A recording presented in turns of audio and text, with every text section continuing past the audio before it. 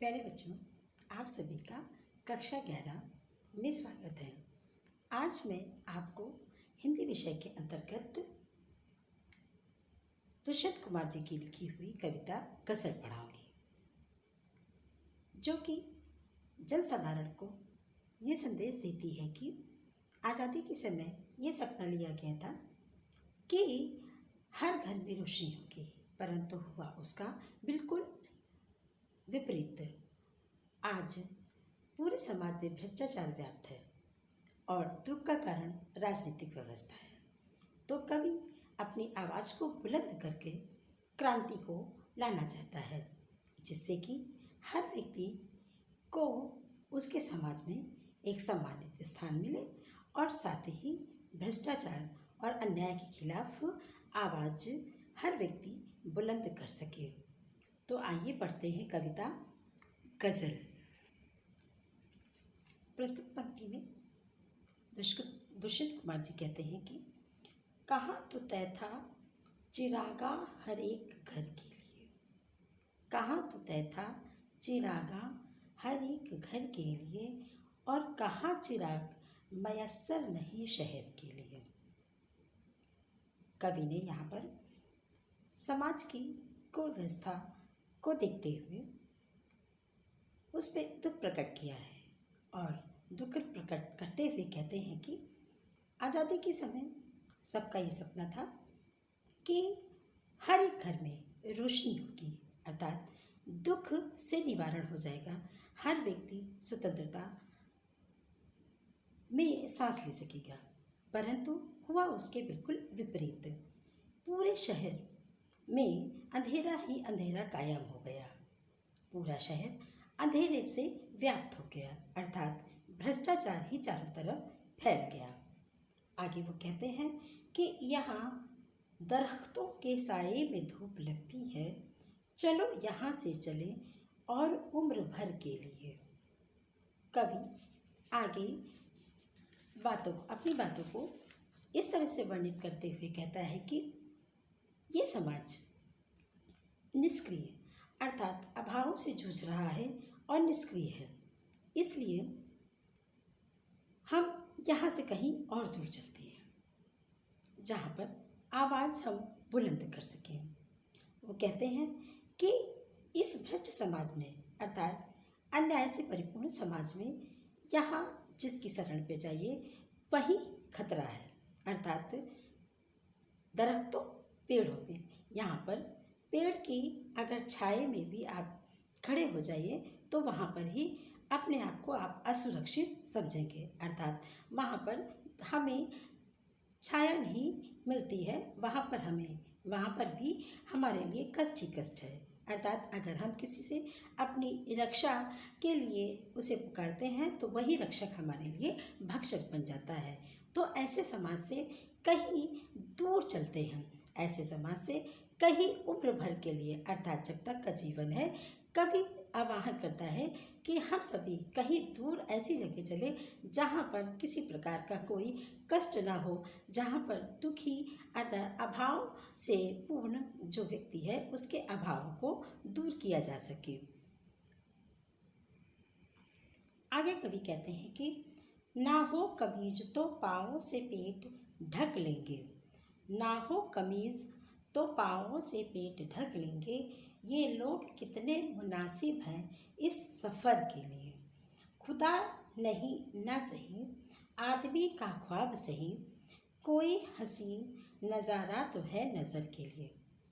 इस काव्यांश में कवि ने भारतीय जो कि दबे कुचले अर्थात अन्याय से, जिनके ऊपर अन्याय हो रहा है, जो शोषित हैं इस समाज से, उनके लिए कहते हैं कि वो संतोषी प्रवृत्ति वाले हैं, संतोषी प्रवृत्ति वाले भारतीय, और उनकी जो उदासीनता अर्थात नकारात्मक जो भावनाएं उनके अंदर भर गई हैं उस पर प्रकाश डालते हुए वो कहते हैं कि ना हो कमीज तो पाँवों से पेट ढक लेंगे, अर्थात जो शोषित समाज है, अर्थात जो दबे कुचले हुए लोग हैं, वो अब जो उनके पास अभाव है उसका वो रोना नहीं रोते, अर्थात वो उसके लिए कोई भी प्रयास नहीं करना चाहते कि जो उनके साथ अन्याय हो रहा है उसके प्रति आवाज़ वो बुलंद करें।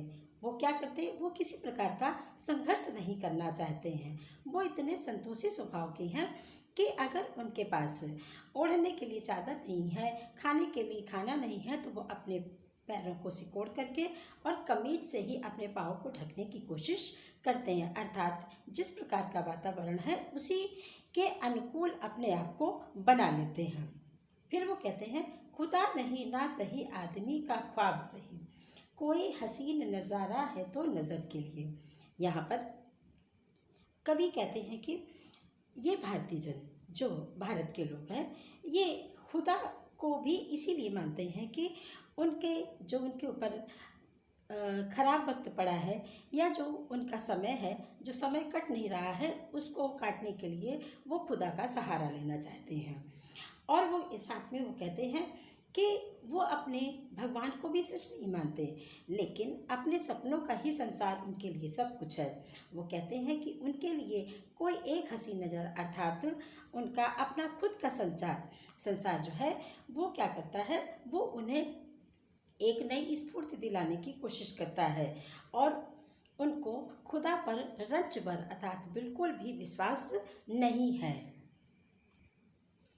आगे के काव्यांश में कवि कहते हैं कि वे मुतमईन है कि पत्थर पिघल नहीं सकता, मैं बेकरार हूँ आवाज़ में असर के लिए। यहाँ पर कवि ने जो हमारे समाज में निष्क्रिय लोग हैं उन्हें जगाने का प्रयास करते हुए कहते हैं कि वे ये इतना उनको विश्वास हो गया है, मुतमईन मतलब विश्वस्त है, या उन्हें विश्वास है कि ये जो सत्ताधारी लोग हैं ये बिल्कुल भी पिघल नहीं सकते, अर्थात पाषाण हृदय के हैं, उनको उन लोगों पर कभी भी दया नहीं आएगी।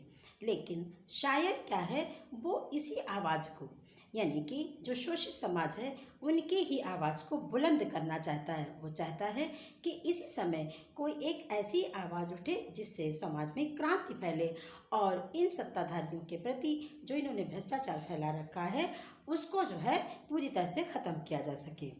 वे कहते हैं कि तेरा निज़ाम है सिलदे ज़ुबान शायर की, अर्थात वो कहते हैं कि अगर इनकी तभी तक, अर्थात सत्ताधारियों की ये भ्रष्टाचार अर्थात उनकी कार्रवाई तभी तक चल सकती है जब तक शायर अपनी कलम रूपी तलवार से कोई तेज धार वाले शब्द न लिखें। और तो ये शायर कहते हैं कि हो सकता है मैं ऐसी आवाज़ अपनी कलम से इस बात को बुलंद कर रहा हूँ, उनके किए गए कुशासन के विषय में लिख रहा हूँ, तो हो सकता है कि ये लोग मुझे क्या करते हैं, मेरी ज़बान को हमेशा के लिए बंद कर दें। ये एहतियात ज़रूरी है इस बहर के लिए, लेकिन ये ज़रूरी है कि वो अपने शायर अपने शेर में और अपनी कविता में इस चीज़ को अंकित करें, इस चीज़ को लिखें जिससे कि एक ऐसी आवाज़ उठे जो बुलंद हो इस समाज में, जो शोषित वर्ग को आगे खड़ा करे, उसे जो निष्क्रिय पड़े हुए लोग हैं उनको शक्ति प्रदान करे, जो अपने ऊपर हुए भ्रष्टाचार को, अपने ऊपर हुए अन्याय के प्रति वो आवाज़ उठा सके। आगे कहते हैं कि जिए तो अपने बगीचे में गुलमोहर के तले, मरे तो गैर गलियों में गुलमोहर के लिए। यहाँ पर कवि ये कहते हैं कि हमारा ये धर्म बनता है, हमारा ये नैतिक कर्तव्य है कि जहाँ भी हम रहें अपने बगीचे में गुलमोहर अर्थात समाज के कल्याण की ही बात करें और समाज कल्याण के लिए ही हम अपने जीवन को तत्पर कर दें, उसमें लगा दें। चाहे हम अपने देश में रहें तो देश के हित की बात करें, अगर हम इत्तेफाक से किसी दूसरी जगह भी पहुंच गए हैं तो वहाँ भी हम देश के ही हित की बात करें।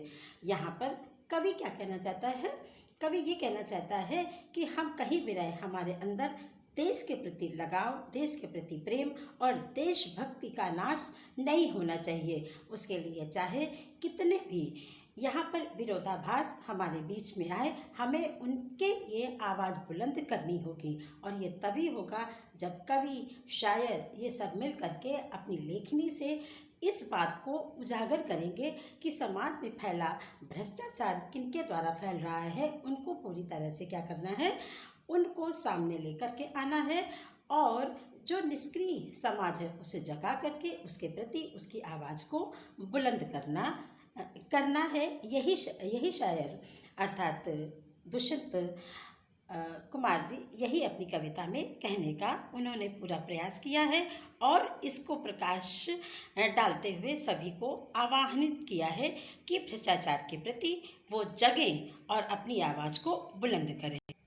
अगर हम इसके सौंदर्य अर्थात इसके काव्य सौंदर्य की बात करें तो कवि ने यहाँ पर उर्दू शब्दों का प्रयोग करते हुए व्यक्ति को उर्दू भाषा का ज्ञान कराया। साथ में उसकी ओजपूर्ण वाणी जो है वो व्यक्ति को इस कविता को पढ़ने के लिए मजबूर कर देता है। साथ ही इसमें कवि की प्रगतिवादी दृष्टिकोण का भी यहाँ पर हमें कुछ झलक दिखाई मिलती है। साथ में मैं और तू शैली भी मार्मिक बन पड़ती है। गुलमोहर प्रतीक का प्रभावी यहाँ पर प्रयोग हुआ है। धन्यवाद।